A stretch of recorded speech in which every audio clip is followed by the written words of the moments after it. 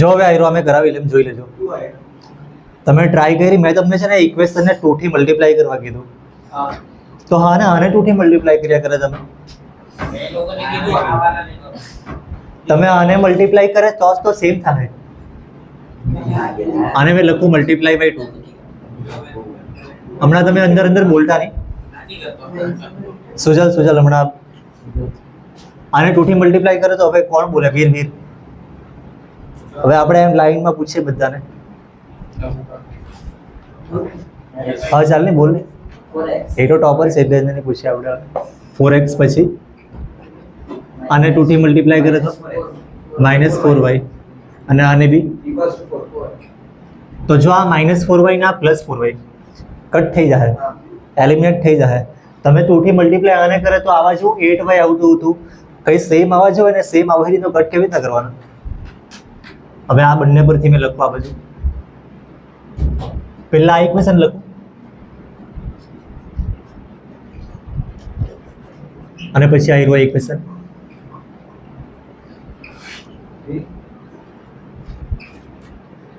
જો હવે આ બંનેને એડ કરવાનું તો આ +4 -4 0, એટલે +4y -4y 0 આવે, એટલે 0 લખવાની જરૂર નહીં મળે. આ +3x +4x આનું શું આવે? 7x is equal to 10 + 4 14. તો 7x ઇક્વલ ટુ 14 આવ્યું છે. આના પરથી x ની વેલ્યુ 14/7. મેં 14/7 લખું કે ડાયરેક્ટ 2 લખી દઉં? ઇઝ ડાયરેક્ટ 2 લખી દીધું છે. હવે શું કરવાનું? y ની વેલ્યુ સારું, y ની વેલ્યુ સારું છે ને, આ જ વેલ્યુને આપણે કોઈ બી ઇક્વેશનમાં મૂકી દે. આ એક છે, આ એક છે, આ એક છે. તમે જેમાં મૂકો એમાં આન્સર આવી જાય. તો આમાં મૂકીએ, આમાં મૂકું મેં, કેમ કે આમાં બધું પ્લસ છે ને. પ્લસ હોય તો જરાક આપણને સિમ્પ્લિફાઈ કરવાનું સારું પડે. આયરું ઇક્વેશન લખ્યું છે, એમાં આપણે x ની વેલ્યુ આયરિયા મૂકવું. તો હું લખવાનું? આયરું આ 3 x ના બદલે કઈ લખવા પડે ને બ્રેકેટમાં, કેમ કે આ 3 ને x નું મલ્ટીપ્લાય છે, તો આ 3 ને 2 નું મલ્ટીપ્લાય. બાકીનું બધું વસ્તુ સેમ જ લખવાનું છે. હવે શું ચાલ હું કર્યું તું?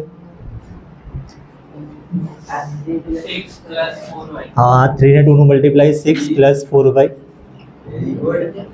પછી આગળ 10y ક્યાંથી આવવાનું? આ 6 + 4y થાય જ નહીં.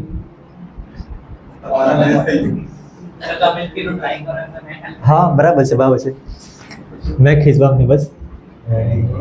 એટલે આ 4y = 10 - 6. અહીંયા y નહીં મળે, અહીંયા બી y હતા ને, તો આ 6y + 4y 10y બરાબર હતું. કેમ કે આપણે y ની વેલ્યુ ફાઇન્ડ કરવાની છે ને. 6 આ બાજુ કેમ લઈ ગયા? y ની વેલ્યુ ફાઇન્ડ કરવાની છે, તો y એકલો હોવો જોઈએ. સપોઝ મારે તારી વેલ્યુ ફાઇન્ડ કરવી હોય, તને કેટલું આવડતું છે, તો મેં તને એકલો બેહાડ આ બાજુ, તો જ તો ખબર પડે તારી વેલ્યુ તને કેટલું આવડતું છે. બધાને હાથે હાથે ખબર નહીં પડે. તો y ને બી આપણે એકલો કર્યો છે. જો y ને બી એકલો કર્યો છે, હજી બી એકલો થયો નહીં મળે. આની બાજુમાં 4 છે, પણ આ પેલા માઇનસ કરે તો શું આવે? 4. આના પરથી આન્સર 1 આવે ને, 4/4 થઈ ગયું છે ને. x ની વેલ્યુ બી આવી ગઈ, y ની વેલ્યુ બી આવી ગઈ. આપણે વેરીફાઈ કરવી હોય તો ટેક્સ્ટ બુકમાં પાછળ જોઈ લેવાનું. પણ એક્ઝામમાં નહીં, ટેક્સ્ટ બુકમાં સાચું હોય. ટેક્સ્ટ બુકમાં ખોટું હોય તો પછી મેં તમને કહી દેવા. પણ ટેક્સ્ટ બુક, હા, પણ હમણાં ટેક્સ્ટ બુકમાં બરાબર જ છે. અને આ વેલ્યુ આપણે કન્ફર્મ કરવી હોય તો તમે કોઈ બી ઇક્વેશનમાં મૂકી દો ને, કોઈ બી એટલે બંનેમાં રાઈટ આવવા જોઈએ. પણ હમણાં મેં ખાલી આમાં મૂકીને ચેક કરું. હા, તે જ મેં કેમ એક્ઝામમાં કેવી રીતના આ જે બી વેલ્યુ આવે ને, તમારે કોઈ બી ઇક્વેશનમાં મૂકીને ચેક કરવાનું. કોઈ બી એટલે એકચ્યુઅલી બંનેમાં છે. આયરુઆ ને આયરુઆ મેં આમાં મૂકીને ચેક કરો હમણાં. 3 x ની વેલ્યુ કેટલી છે? x ની વેલ્યુ 2, તો આયરુઆ બ્રેકેટમાં 2 +4 y ની વેલ્યુ. ભાઈ જોઈ લો y ની વેલ્યુ ક્યાં છે. તો ઇઝ ઇક્વલ ટુ આયરુઆ નંબર લખ્યો છે 10. આવી જવો જોઈએ. જુઓ 3 ને 2 નું મલ્ટીપ્લાય પ્લસ 4 ને 1 નું મલ્ટીપ્લાય, આ 6 પ્લસ 4 10 થઈ જાય. એટલે આયરો રાઈટ છે અને આમાં બી રાઈટ આવી જ જાય, પણ મેં તમને બધું એ બધું કરાવવાની.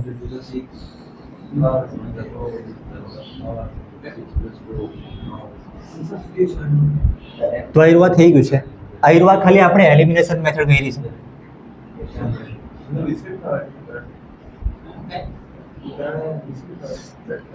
ભાઈ જોઈ લે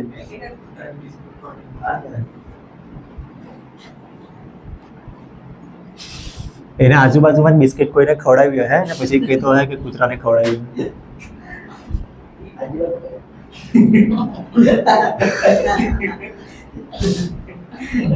હવે આ મેથડ બી કરવાની છે ભાઈ, ભલે સ્કૂલમાં તમને નહીં કરાવ્યું કે જે બી હોય, પણ એક્ઝામમાં લખ્યું ને બોર્ડમાં તો પછી કરવા પડે. અને સ્કૂલમાં બી તમને કરાવવું છે, કદાચ સ્કૂલમાં ટીચર્સે તમને કંઈ કીધું હોય કે આ મેથડ આપણે પછી કરવું, એક પેજ છોડી દેવું, તમે સાંભળ્યું નહીં હોય એવું બની શકે. હા, આમાં જેવું સવાલમાં જેવું લખ્યું હોય તેવું કરવાનું. વળી સવાલમાં લખ્યું હોય બંને મેથડથી કરો તો બંનેથી કરવાનું. હા, મળી જાય. તમે એક મેથડ કરો તો એક મેથડના માર્ક્સ મળી જાય, તો 2 માર્ક્સ તો ધરાઈ જવાનું.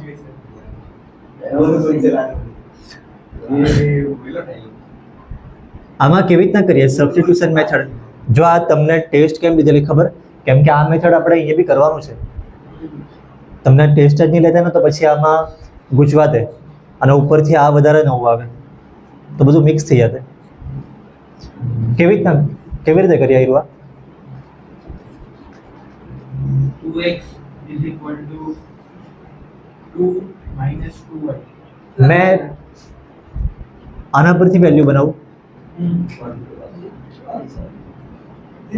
2x is equal to 2 plus 2y. Minus 2y આ બાજુ આવ્યું તો પ્લસ 2y અને x ની value x is equal to 2 plus 2y upon 2 plus 2y upon 2. પછી આમાં એકચ્યુઅલી 2 કટ થઈ શકે ને? હા, તમે અહીંયા જ ઉપર જ કટ કરી દે. 2 plus 2 નીચે 2 કરવાય 4 અહીંયા છે ને 2 હતો ને, 2 આની સાથે મલ્ટીપ્લાયમાં હતો, પેલા 2 નીચે અહીંયા હતો. ટેસ્ટ 2 ને આપણે અહીંયાથી કાઢીને હું થાય પણ આ બંને અહીંયા પ્લસ છે ને એટલે એમ જ કટની થાય. તો આપણે પહેલા કોમન લઈ લઈએ. આમાંથી 2 કોમન લઈ દો, કાં તો હજી મેં તમને થોડુંક ઇઝી કરું ને, આમાં આપણે ડિવાઈડ કરી નાખીએ 2 થી. યસ, चलिए बोल अभी मैं तो बोलूँ कि तो नंबर नहीं आएगा यार अपना कोई बात नहीं हमारा टाइम नहीं चलेगा बोल અને આપણે 2 થી ડિવાઈડ કરી નાખીએ अच्छा તો 2 નીકળી જ જાય. बोलना अभी क्या हुआ अरे बोलो ना नंबर नहीं બસ હવે આ બધું સ્કૂલના ઝઘડા અહીંયા નહીં કરો તમે. એ જ તો. આ બરાબર છે, આ બરાબર છે. स्कूल में x ની વેલ્યુ શું આવશે આના પરથી? તમે હવે અંદરથી બોલો. x ની વેલ્યુ આવી રહ્યો -y આ બાજુ લીધું +y. આવી રહ્યો થોડુંક ઇઝી લાગે. પેલું ડિવાઈડમાં 2 આવતું હતું ને નીકળી ગયું बिल्कुल से लगता तो आंसर सेम ही लगते તો આન્સર સેમ આવશે. પણ એમાં ડિવાઈડમાં 2 આવતું હોય તો એને કાઢવા સારું જરાક हार्ड बनता તેના કરતાં આ બધી જગ્યાએ 2 છે તો કાઢી જ નાખો. હવે આ વેલ્યુ આપણે આમાં મૂકો એટલે આ બંને પરથી આપણે હવે આગાડી કરશું. વીર હવે ચાલ બોલ. ટેસ્ટમાં તારા બધા કરતા સારા માર્ક્સ આવેલા. યસ પછી है હા યસ પછી તો અહીંયા હું લખું એમ હવે આ બંને ઇક્વેશનના યુઝ કરી તો 3 લખ્યું. પછી x ની વેલ્યુ 1 + y પછી પ્રીત હવે આગાડી 3 × 3 એવું નહીં બોલવાનું, ખાલી 3 જ બોલવાનું. પછી y +3y પછી હવે એડિશન શાનું કરવું? શ્રેય આમાં શું કરવું? 3y plus 4y. ખાલી વાય વાળી ટર્મનું એડિશન કરવાનું. Yes. અને મેં દર વખતે ખાસ કરીને આવું કંઈક કરું બી સાહેબ જેવું કંઈ 3y પ્લસ 4y કેટલું આવે 7y Yes. આ 10 આ બાજુ જ અને આ પ્લસ 3 હતો તે એ નીચે નીચેની બાજુમાં પ્લસ 3 ખાલી આ સાઈડ -3 થયો છે તો 7y ઇઝ ઇક્વલ ટુ કેટલા આવે 7 અને y ઇઝ ઇક્વલ ટુ 1. અહીંયા આન્સર આવે ને એટલે ટેક્સ્ટબુકમાં પાછળ તો ચેક કરવાનો પણ આપણે અહીંયા કર્યું બી છે અને આ એલિમિનેશનથી કર્યું છે y ઇઝ ઇક્વલ ટુ 1 આવ્યો સબસ્ટિટ્યુશનથી બી કર્યું તો આન્સર સેમ જ આવવો જોઈએ સેમ જ આવ્યો છે પછી શું કરવાનું આપણે હવે આના પરથી કરવાનું છે અને આનો યુઝ કરીને x equal to 1 plus y તો 1 પ્લસ કેટલા કરવાના એટલે 2 તો x ની વેલ્યુ 2 આવી આ બાજુ બી x ની વેલ્યુ 2 જ છે ને બસ તો થઈ ગયું લખી લો એક્ઝામમાં બંને મેથડ લખેલી હોય તો બંને તમારે કરવા પડે લખી લો તો એક મેથડના માર્ક્સ